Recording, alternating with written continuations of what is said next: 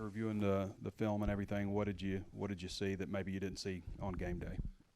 I'm not sure about a lot what I didn't see, but offensively, I thought we executed at a pretty high level.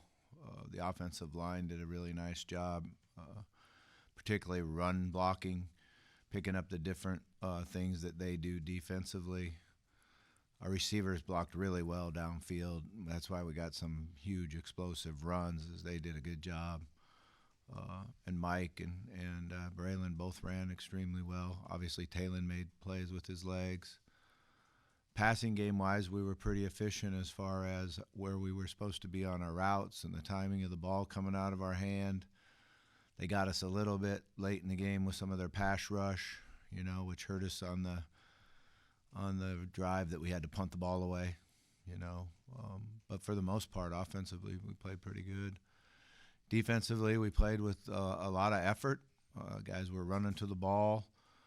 We still have some assignment issues that opens up big plays, explosive plays for them.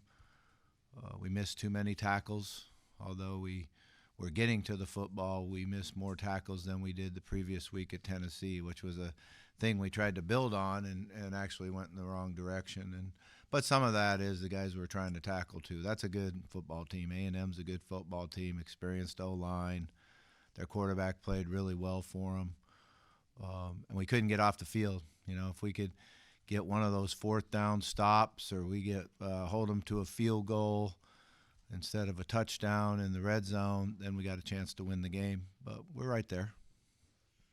Defensive line, is there any chance for Saili this week or Oki? I know depth has been a concern. Yeah, there. it's been an issue. I'm not sure yet.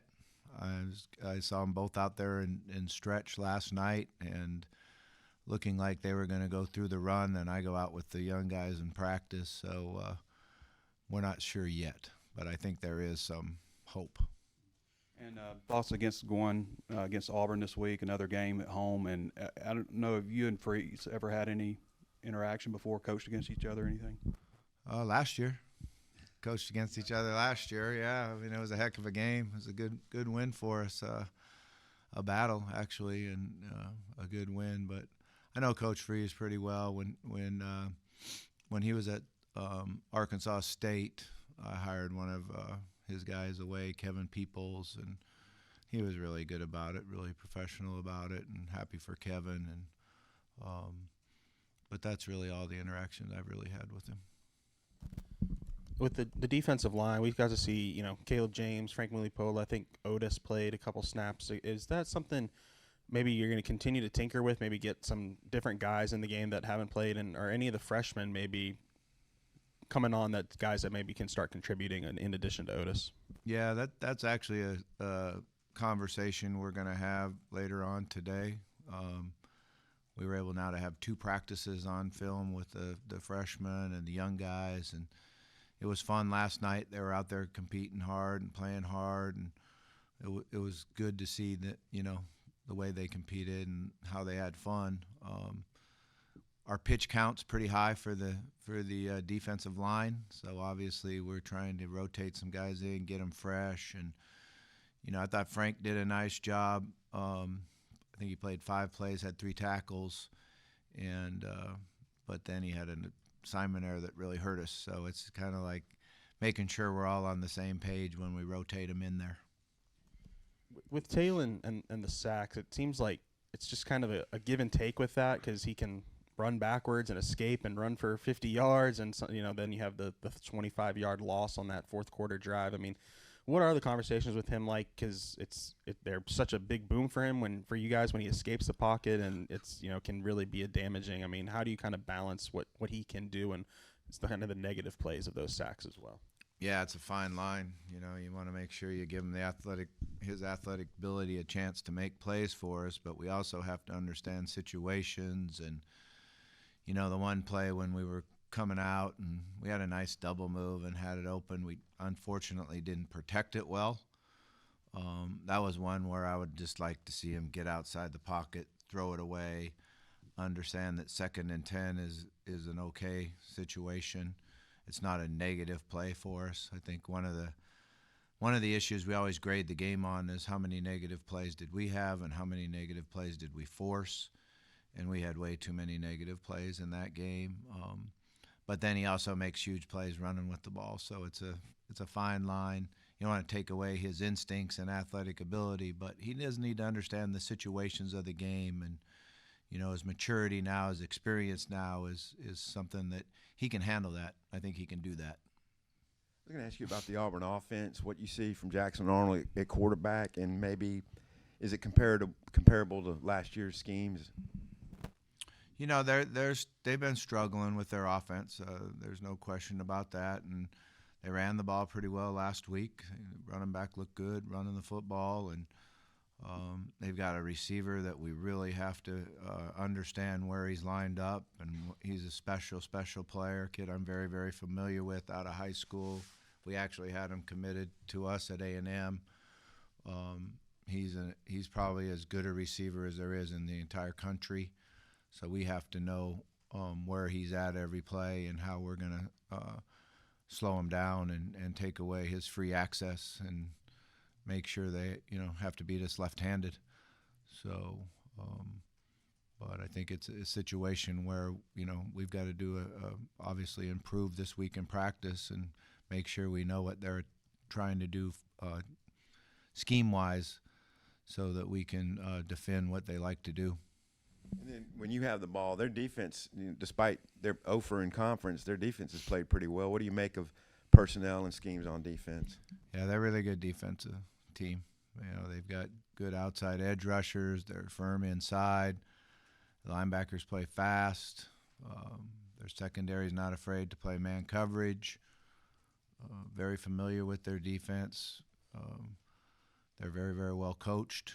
We went against them, that defense, every day in practice before, so they do a great job in their schemes and what they do. It's going to be a great challenge for our offense. We've got to be able to run the football and be patient, stay away from third and extra long, where they can tee off their pass rushers. So I think we have to be efficient. We have to really be efficient on first down. When you think of Auburn historically, what comes to mind for you? I mean, you had the Newton game down there. That was a high-scoring game when Tyler comes in. You went undefeated against him here as a head coach. Yeah, it's the first time I thought about that.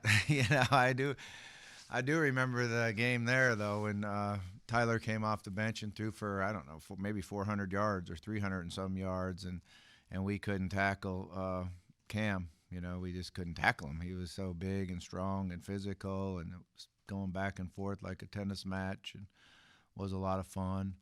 I was an assistant coach there for a year and had a great time there as an assistant coach, and working for our is he a senator now, Tuberville?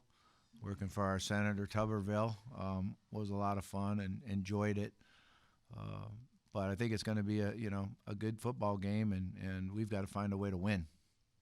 With Phillip Lee's low snap count on Saturday, I was just curious if he's dealing with something that's keeping him limited. No, he's healthy. It was just a situation where we didn't play a lot of our NASCAR or 4 fast guys on the field, which he did the week before. Their personnel groupings were very much in what we call 12 personnel, 2 tight ends on the field. Sometimes they had 3 tight ends on the field. They did a little bit more what you call 20 personnel, 2 backs, 3 wide receivers on the field. So we were actually in base defense a lot more than you usually are. It was kind of an unusual game as far as the number of snaps. We were in base, nickel, or dime. So it was kind of matching their personnel and seeing what we could do as far as that. That's why you saw Charlie Collins on the field more. He played some outside linebacker / defensive end for us, and he did a good job at times and made some mistakes at times, but it was good to see him out there. I think he's got a guy that's going to have a really good future here after this year. On top of good run blocking, what do you think is clicking for Mike, especially over these last 2 games? He's seeing things really well. He's become a better player before he gets the ball. That's one of the things that really helps running backs improve. Kobe Smith's done a great job with his tracks, his first step, where his shoulders are. Whenever you become really good before you get the ball, then your vision opens up and your landmarks are better and you see the blocks and make quick cuts. And his improvement on that in the last 3 weeks has been tremendous and has helped him, tremendously. And then just his explosion and speed is, something he's always had. But because he's doing things a little more detailed, it shows up more. I think some recruits in town over the weekend. Just kind of curious how active a interim staff can be in the recruiting space, and if those duties maybe get pushed to somebody else. It was a good weekend for recruiting. There was a lot of good players here, and we just work hard on it, just like as if you're going to be here. Omega Blake has been a guy for y'all all year. I'm just curious, has he been exactly what you expected, or is there anything that surprised you that maybe you didn't expect whenever you recruited him? Yeah, since he's come back from spring, even over the summer, he's been very, very highly motivated. His effort, his speed, his toughness as far as how he practices, he just really elevated it and really, said to everybody out on the field, hey, I'm going to be the number one guy around here. And just by how he practices and how he plays, he's very tough-minded young man and a tremendous competitor. You mentioned a few times about wanting some more explosive plays out of the special teams. I'm curious, how do you go about getting that? Is there anything in particular you're seeing that needs to happen to do that? Yeah, well, we punted the ball really well, and that was a huge win for us in our punt. We flipped the field a couple times. We covered real well. I think it was a 57 maybe yard net punt average, somewhere in that range. Unfortunately, we had the penalty on the punt return, which changed that from like a 38 net to a 50-some net, and could have had a nice win there in the punting game. But statistically, we did a good job there. Kickoff return is kind of taken out of college football anymore, it seems like. You always wonder each day you're out there practicing is, why are we spending so much time practicing this, But I'll tell you what we did is we even put more time into it, thinking that it was going to be a lot of wind. We were concerned about the wind and what we were going to do kickoff into the wind and return game, so you had to spend enough time on that. But that's usually a wash. Nobody returns them, or, you kick them out of the end zone. So, and then field goal, PAT-wise, we were even. So, you'd like to get some more pressure on their punter. We did that pretty well against Tennessee. We affected the punter. We came after it early, and he sped up. He really changed his time that he was taking on how long it took him to punt the ball, and we got some good errant punts from him, and that helped us flip the field. But still like to see the block punt scoop for a touchdown, punt return for a touchdown, their punt return, fumble. We still need to have that type of flip in the momentum from our special teams that we haven't seen yet.